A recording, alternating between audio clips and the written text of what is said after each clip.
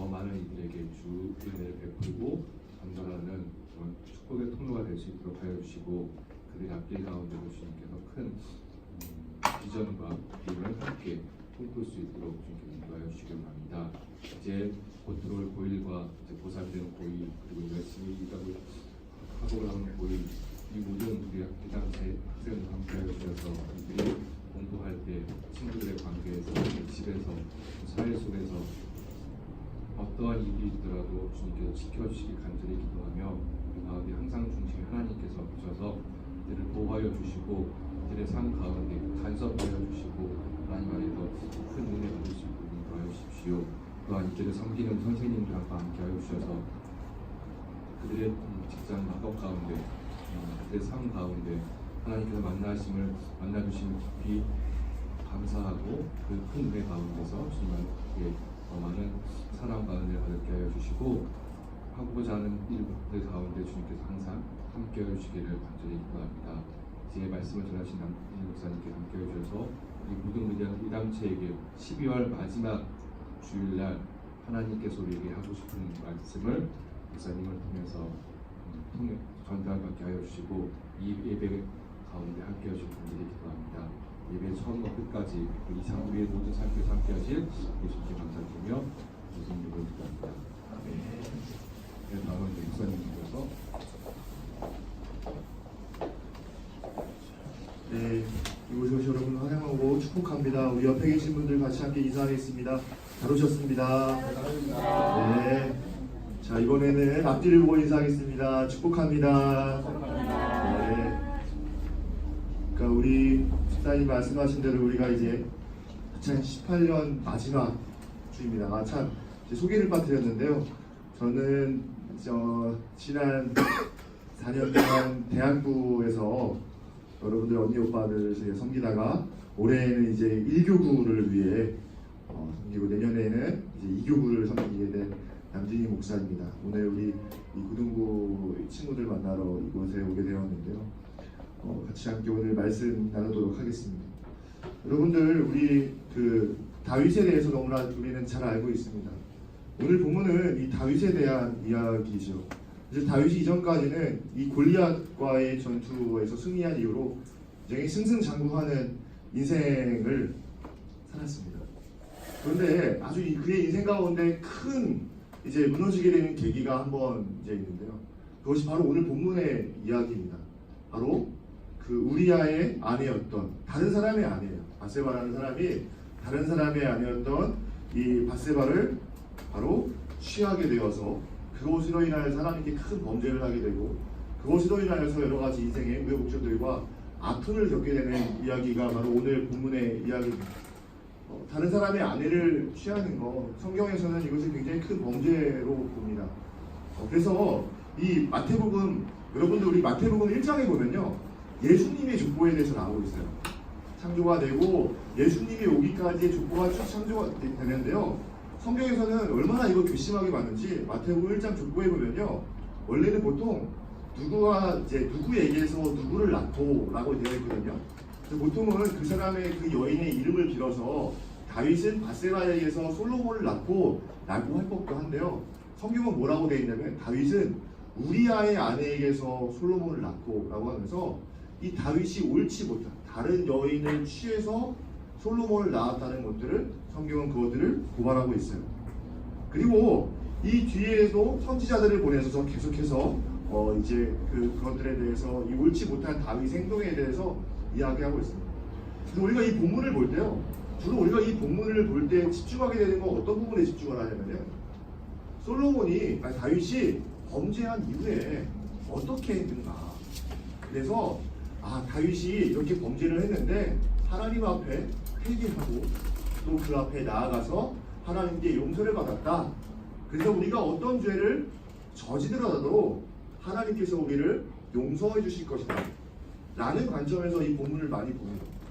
그런데 우리가 한 가지 질문을 던져보는 거예요. 어떤 질문이냐면요, 조금 더 다른 관점에서 다윗은 왜 범죄하였을까? 다윗은 왜 범죄했을까?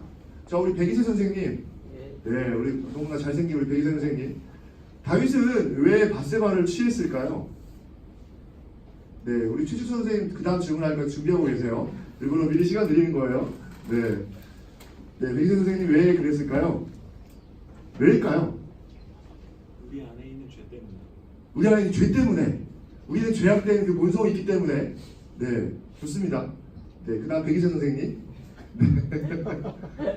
네, 우리가 이제 이런 질문을 던지게 되죠. 다윗은 왜 범죄하였을까? 그런데요, 왜 범죄하였을까? 왜 그로 하여금 무너지게 되었을까? 그래서 어떤 분들은 이렇게 말씀하시는 분도 계세요. 이게 좀 위험한 해석인데요. 아, 이거는 밧세바가 일부러 다윗을 유혹한 거야. 잘 보이는 곳에서 씻고 그 샤워를 하고 있어서 다윗을 유혹한 것이다. 이게 사실은 이게 굉장히 말도 안 되는 사실은 해석이고요. 또 다윗이 밤에 잠을 자지 않는 게 문제이다 라고 하는 것도 있는데, 사실 그 본문은, 그 이유는 오늘 본문 속에 숨겨져 있습니다. 오늘 우리 이 11장 사무엘하 11장 자 2절부터 보면 동그라미가 되어 있어서 다윗과 밧세바에 대한 이야기가 시작이 되는데, 그 이유가 무엇인지 바로 1절에서 그것들을 이야기하고 있습니다. 사무엘하 11장 1절 말씀 우리 같이 함께 읽겠습니다. 시작. 그 해가 돌아와 왕들이 출전할 때가 되매 다윗이 요압과 그에게 있는 그의 부하들과 온 이스라엘 군대를 보내니 그들이 암몬 자손을 멸하고 라빠를 에워쌌고 다윗은 예루살렘에 그대로 있더라. 아멘. 자, 이게 그 이유입니다, 여러분. 이게 왜 이유가 되느냐? 자, 우리 신원이 동생. 자, 이유가 어떤 게 이유가 될까요? 네. 혼자 남은 거. 네. 다윗만 예루살렘에 있어요. 그게 왜 문제가 될까요? 여자들은 다 있고 남자 혼자 남아 있어서, 아, 이제 다윗이 남자 혼자였기 때문에 이제 왕이 될 수 있었다 여기에서. 네, 아주 좋은, 네, 아주 재밌는, 네, 좋습니다. 근데 우리가 생각을 해보면 아주 가까운 대답을 해줬어요. 이유는 뭐냐면은 다윗이 예루살렘에 있었기 때문이에요. 근데 이게 왜 문제가 되느냐? 자, 이런 거예요. 우리가 이 다윗이 골리앗과의 전투에서 이겨서 그곳에서 이 장수로서의 길을 걸어간 이후로요, 다윗은 한 번도 전쟁에서 빠진 적이 없어요. 전쟁에 있는 그 모든 곳에서는 그가 나와서 쌓아갔고 그곳에서 승리를 경험했어요. 그런데 그 다윗이 범죄한 이유는 무엇이냐면은 그가 바로 전쟁터에서 다른 병사들과 함께 있지 않고 자기가 떨어져서 있었다. 그게 굉장히 큰, 예루살렘에 그대로 있더라라고 하는 것이 이제 큰 이유가 됩니다. 자, 그럼 다윗에게 있어서 전쟁터란 무엇이었는가? 그게 중요한 거예요. 다윗이 전쟁터가 어떤 존재였기에 그를 떠난 것이 다윗으로 하여금 그의 인생이 무너지게 만들었는가? 사실은요, 전쟁터는 항상 피하고 싶은 것입니다.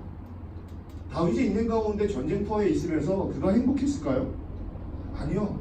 자신의 인생 가운데서 지우고 싶은 것입니다. 더 이상 마주하고 싶지 않은 것이에요. 그의 인생 가운데에서. 왜?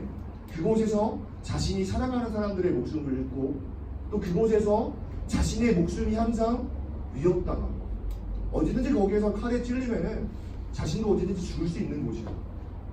내 인생에 내가 두려운 곳, 내가 마주하고 싶지 않은 곳, 그런 곳이 전쟁터였죠. 그런데요, 반대로 얘기하면은 이 다윗에게 있어서 전쟁터는요, 하나 아이러니하게도 자신을 두렵게 하고 불안하게 만드는 곳이기도 했지만 그곳은 자신이 하나님을 만나는 자리이기도 했어요. 왜냐하면 불안하고 두려울 때 뭐 있겠어요? 기도하는 거예요. 하나님 앞에 나아가는 거예요. 하나님 도와주십시오. 하나님 나를 지켜주십시오. 나의 대적들로부터, 나의 원수로부터 나를 보호해 주십시오. 내가 사망의 음침한 골짜기로 있을지라도 하나님 나를 붙들어 주시면 내가 푸른 풀밭과 쉴만한 소장으로 인도받을 수 있습니다. 기도했던 것이죠. 여러분, 우리가 시편을 보면 150편에 해당하는 너무나도 많은 시가 등장하는데요, 대부분의 시는 다윗의 시이고요, 또 대부분의 이야기에는 원수로부터 자기를 지켜달라는 얘기였어요. 아이러니하게도 이 전쟁터는 뭐였냐면요, 그의 인생 가운데서 그가 늘 피하고 싶고 그로 하여금 불안하게 만들고 두렵게 만들고 인생으로 하여금 그의 늘 성가시게 하는 자리였지만, 그 자리가 오히려 그가 하나님을 만나는 자리였고 그가 늘 깨어 있을 수 있게 만드는 자리였고, 그의 영적인 야성이 날마다 살아있을 수 있게 만드는 자리였다는 거예요. 그런데 처음으로 다윗이 그 자리, 전쟁터의 자리를 떠나자 그의 야성이 둔해졌고 또 그에게 찾아오는 그런 유혹들을 벗어나지 못하고 바로 그 가운데에서 다른 여인을 취해서 그의 영혼이 발가벗기는 채로 범죄하게 되었다는 것이죠. 그런데 이러한 다윗과 대조적으로요, 이 우리아라고 하는 이 밧세바의 남편인 이 우리아는요, 전쟁터를 아주 가까이 하는 삶을 살았어요. 왜냐면은 자 여기에서 다윗은 이제 우리아를 그 밧세바의 아내였던 우리아를 취한 다음에 그가 행동한 건 뭐냐면요, 이 우리아라고 하는 이 밧세바의 남편을 전쟁터에서 싸우고 있는 사람을 불렀어요. 왜 불렀을까요? 왜? 네? 괜찮습니다. 집사님 말씀해 주시죠. 합리화를 위해서. 맞습니다. 이 뭐냐면은 자신이 이 밧세바를 동침했기 때문에 이걸 뭔가 덮어야 돼요. 그러니까 자기 말고 이 우리아가 밧세바와 동침을 시키기 위해서 그를 보냈던 거죠. 그래서 자신의 그걸 숨기려고 했습니다. 그래서 우리아를 불렀는데요. 우리 11장 8절과 9절 말씀을 보면은 이렇게 나와 있어요. 자, 우리아에게 이릅니다. 내 집으로 내려가서 발을 씻으라 하니 우리아가 왕궁에서 나가매 왕의 음식물이 뒤따라가니라. 왕의 음식물을 줘서 그곳에서 먹고 마시고 쉬게 하려는 거였죠. 그런데요, 9절 말씀 보면은 우리아는 집으로 내려가지 않고 왕궁문에서 그의 주의 부하들과 더불어 잡니다. 자신의 부하들과 더불어 자요. 밧세바와 동침하지 않습니다. 그러니까 그 소식을 듣고 다윗은 또 부글부글 끓습니다. 얘가 왜 이러나? 얘가 여기 있어 그렇게 하면 안 되는데, 얘가 바로 자기 부인하고 와서 다시 또 동침을 해야 되는데 안 잡니다. 그래서 어떻게 하냐면요, 13절 말씀을 보면은 이제 다시 그 우리아를 불러서 앞에서 먹고 마시고 취하게 한 다음에 다시 보냅니다. 그런데 또 어떻게 하냐면은 또 부하들과 더불어서 침상에 눕고 그의 집에 내려가서 자지 않습니다. 왜 그랬냐면요, 왜? 우리아는 자신이 전쟁터에 떠나서 이 예루살렘에 있어도 자신의 마음은 늘 전쟁 중이었다는 거예요. 자신의 동료들이 이 전쟁을 치르고 있는데 자기만 어찌 홀로 집에 가서 편히 잘 수 있겠나? 그로 하여금 깨어있게 만들고 그로 하여금 그의 영적인 야성이 늘 날카롭게 가다듬고 있었던 것이죠. 그러니까 이 다윗의 관계에도 넘어가지 않게 만드는 거예요. 아주 이것이 다윗과는 아주 대조적인 모습입니다. 그런데 여러분들 우리의 삶 가운데에도 그러한 자리들이 있어요. 다윗에게 전쟁터가 있었듯이 우리의 영혼의 전쟁터가 있어요. 돌이켜보면 우리의 삶 가운데에서 우리로 하여금 늘 성가시게 만들고 우리로 하여금 신경 쓰게 만들고 내 삶 속에서 해결되지 않는, 내 삶 속에서 늘 우리를 괴롭히는 삶의 문제들이 있어요. 그렇죠? 누구나 다 그런 문제들이 있어요. 여러분, 제게도 그런 문제들이 있었어요. 여러분, 제 중학교 때 저희 부모님이 이혼을 하셨어요. 저한테는 아주 어린 저에게는 굉장히 큰 상처였는데 이혼하시게 되면서 경제적으로 너무나 어렵게 됐고, 저한테 있어서 이 살아가는 문제, 생계의 문제는 항상 늘 저한테 고통의 문제였어요. 아, 왜 우리 집은 가난할까? 요즘에도 학교에서는 그런지 모르겠는데 밤마다 이제 급식비나 학교 운영비들을 이제 미납자들을 그 표로 만들어가지고 그 앞에다 이렇게 붙였거든요. 왜 우리 집은 이렇게 가난할까? 왜 이렇게 우리 집은 이렇게 힘들까? 내가 왜 그것 때문에 창피한 일들을 자꾸 경험하게 될까? 너무나 힘들었어요. 근데 지금 돌이켜보게 되니까 왜 하나님이 나한테 그러한 것들을 경험하게 하셨을까? 돌이켜보게 되니까요, 제가 그 시간 때문에 이 중고등학교의 시절이 더 특별했던 것 같아요. 왜냐하면 그 시간 때문에 하나님을 인격적으로 만나게 되었고, 그 자리 때문에, 그 만난 하나님 때문에 이 신학에 대해서, 목회에 대한 생각을 품게 되었고, 비전을 품게 되었고, 또 그 자리 때문에요, 아이러니하게도 제가 여러분 대학 등록을 간신히 했거든요. 마지막 날에 등록을 못할 뻔했는데 그때 마지막 기도했던 게 아직도 생각이 나요. 뭐냐면은 마지막 날 이제 하나님, 제가 공부를 안 하고 제가 성실하지 않고 그래서 제가 앞으로 이 신학을 준비하고 목회를 준비하는 데 있어서 그래서 제가 어떠한 책임을 져야 한다면 모든 다 알겠지겠습니다. 그런데 제가 하나님 간절히 바라는 거는 제 이 안에 그런 상처가 있으니까 돈 때문에 못하는 건 없게 해달라고, 공부를 그치거나 어떤 사역을 못하게 되는 일을 없게 해달라고 제가 그 한 가지 기도를 드렸어요. 매 학기 어떻겠어요, 여러분들? 장학금을 받아야 되고 또 생계를 하려면은 일을 해야 됐고 또 그것 때문에 받아야 됐고 장학금을 받아야 됐고 항상 매 학기가 너무너무 급한 거예요. 항상 힘들고 지치고 왜 나한테 이 가난의 문제는 해결되지 않을까? 그런데 돌이켜보고 나서 참 감사했던 건 뭐냐면요, 여러분, 저희 집은 그렇게 가난했는데 저한테는 학자금 대출이 없습니다. 왜냐하면 학부 4년 동안 또 신대원 3년 동안 이 전액장학금을 받아서 매 학기 참 쉽지 않은 어려운 자리였지만 그때마다 순간순간마다 채워주신 하나님의 은혜를 많이 느낄 수가 있었어요.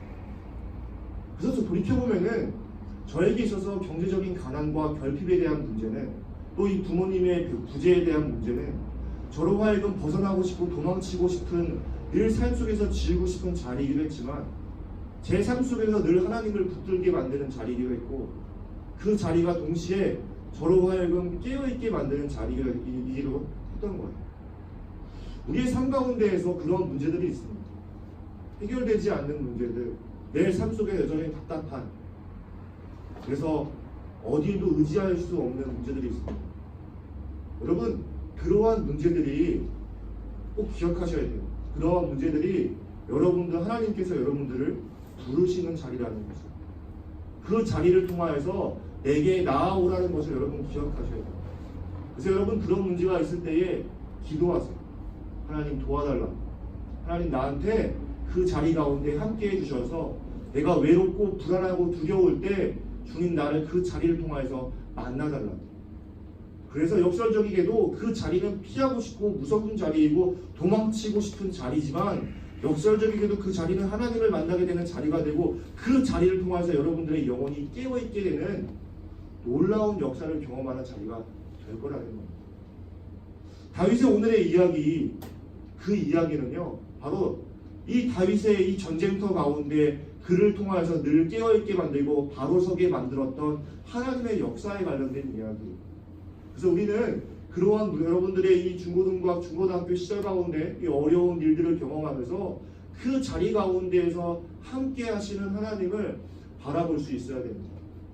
여러분, 참 제가 재미있는 이야기를 한 가지 보았어요. 뭐냐면요, 여러분들 한 심리학자들이 실험을 했습니다.